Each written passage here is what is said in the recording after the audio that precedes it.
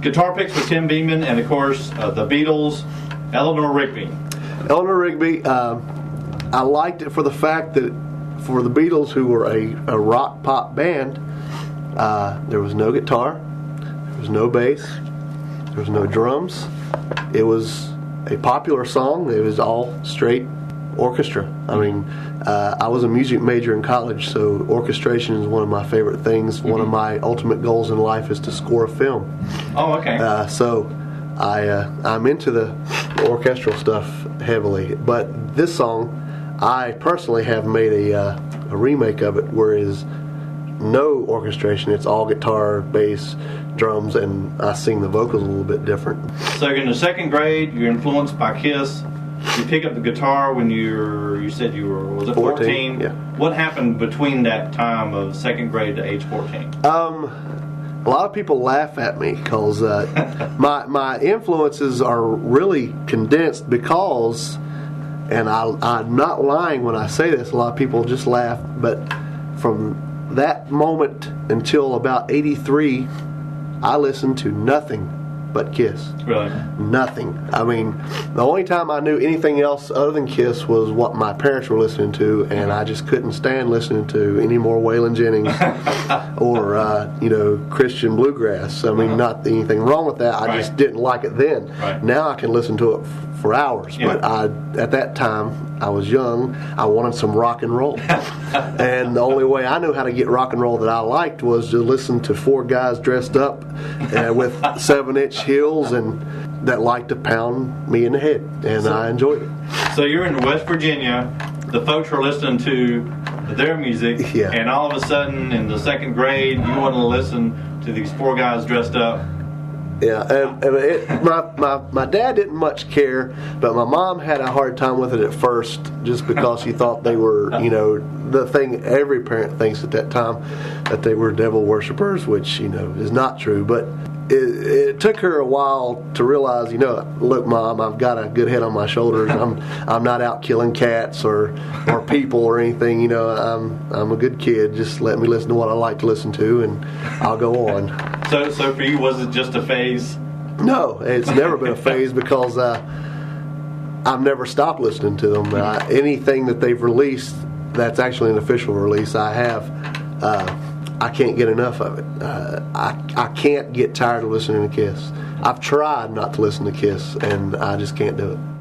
The Beatles in my life. In my life, I'll be honest with you, it's just a song that makes me want to play. It's real simple. It's a short song. It's just talking about, it's a reflection song, really. You're just reflecting the things that I've seen, the things that I know, the people I know. Mm-hmm. Some are still here, some are not, It's just one of those songs that make me want to play. Okay, can you give us some of that gives us a flavor for the song we're going to hear in just another minute? It's more of a guitar song. There's not a lot of bass. A lot of my stuff is more guitar stuff, but I'll find some stuff in a minute that I can do on bass. Okay, also you got a plan for that. I will force myself to find it if I have to.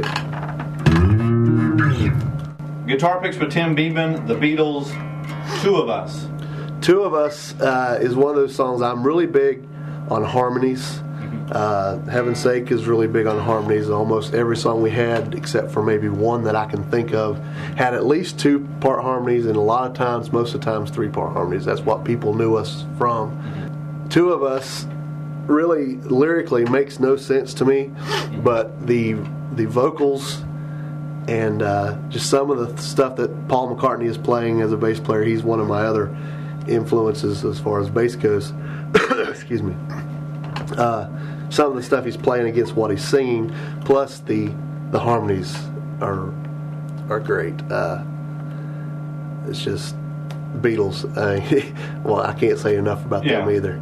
So you have a counterpoint with the music versus the lyrics itself, and to you it just takes you on to a completely different level. Right. I mean, I'm about lyrics, vocals, harmonies, and the music. I like everything to be one. Some of my favorite singers are not lead vocalists, they're backup singers. Oh, really? Because, I mean, Queensryche, one of my other favorite bands, you got Eddie Jackson and Chris DeGarmo when he was there. I mean, I think they sing just as good, if not better, than Jeff Tate, which is hard for people who know Jeff Tate. But just the fact that they can do it with Jeff Tate is just amazing. I've given up songs in Heaven's Sake singing just so I could do some of the backup vocals. I just like backup vocals. Harmonies are just a wonderful thing. They're harmonious. You mentioned earlier, was it you studied music in college? Yeah, I was a music major. I was a music business major with a minor in English, but my point of focus was the electric bass. After the first year, I took a little bit of classical guitar, and I learned enough just to get me through my jury, and that was all I had to do, and I didn't care to do it anymore. I want to play rock and roll. I don't want to play classical guitar.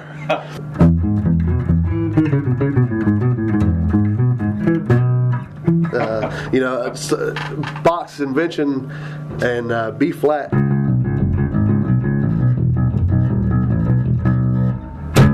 But I like stuff like that. But what can I do with that in rock and roll? I want to rock. It's Brainwash with Dr. Tom and Guitar Picks with Tim Beeman. We're going over his influence list, which includes Kings X, Mr. Wilson.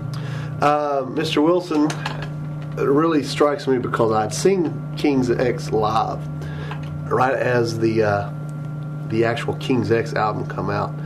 And I'd heard Mr. Wilson once or twice, and I thought it was pretty cool. But whenever I saw them do it live, it made me think how even though the song really has not got a lot going on, it's still an intricate song as far as what you're thinking. I think it's talking about, because with Kings X you never can say they're talking about this or talking about that, because they have a tendency to get weird. But the reason they're one of my favorite bands is because of their bass player. He's a left-handed bass player that plays a 12-string a lot, or did back then. Now he's more, I guess, settled down. But the things that he could play and sing at the same time, which had nothing to do with the vocals. He could play, and what he was playing would be totally different from what he was singing. Which is hard for anyone to do. But I've gotten to where I can do a lot of it, but most of my stuff is, it ends up, especially for Heaven's Sake, it ends up being kind of a simple bass line just so I can sing over it. But for anyone to do that, Paul McCartney was good at that too. It's another reason he's one of my favorites. Just Mr. Wilson is a really cool drum song. There's not a whole lot going on, just the way things are played. And it makes me want to pick up a guitar or pick up my bass or get behind my drum set at home and play. It's Brainwash with Dr. Tom and Guitar Picks with Tim Beeman of Heaven's Sake. Influence song, Kings X, Black Flag. Black Flag taught me the joys of drop D tuning. And if I had my guitar, I could probably play that, but on the bass it doesn't do much. There was other songs that I had known about that would drop D tuning, and what that is the E string, for those who don't know, is tuned down from E to D, so you can just do more. You have just more outlets to go when you have that extra whole step to work with. Black Flag was just another thing that Doug Pinnick, the bass player, he was singing something totally different from what he's playing, but the music itself had more power to it because of that extra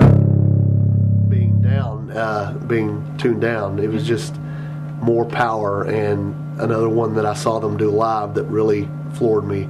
They're a great band to see live. They don't do a lot of tricky stuff as far as visuals, but to hear the music, just like Queensryche, when they play live, you can almost bet it's going to be just like you heard it on the album. They're that meticulous about their songs, and I like meticulous songs.